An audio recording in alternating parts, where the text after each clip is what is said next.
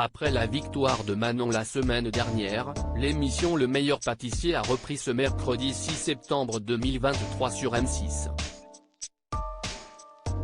Cette saison, 16 nouveaux candidats amateurs sont en compétition, tout déterminés à impressionner Cyril Lignac et Mercotte. Parmi ses compétiteurs, Lilou, qui a connu des moments difficiles à l'âge de 16 ans. Apparemment, avant d'être entourée par les saveurs de la cuisine, le seul parfum qu'elle sentait était celui de la rue. Les traditions en seraient la cause.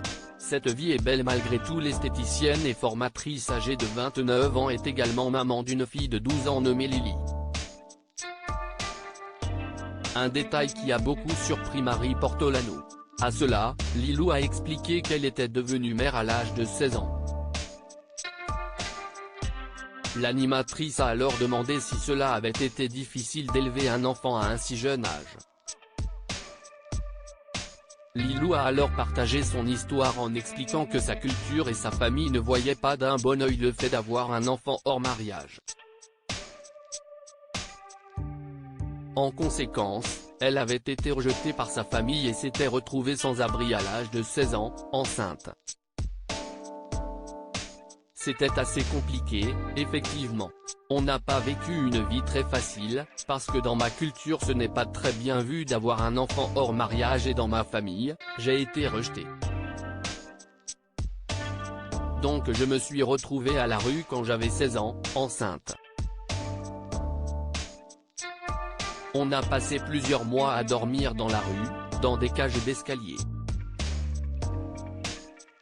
Lilou, participant à l'émission Le Meilleur Pâtissier @M6, les larmes ont commencé à monter alors qu'elle partageait cette expérience difficile. Cependant, Lilou a conclu sur une note positive en expliquant que malgré ces épreuves, elle était heureuse d'être passée par là, car cela avait contribué à forger la personne qu'elle est aujourd'hui.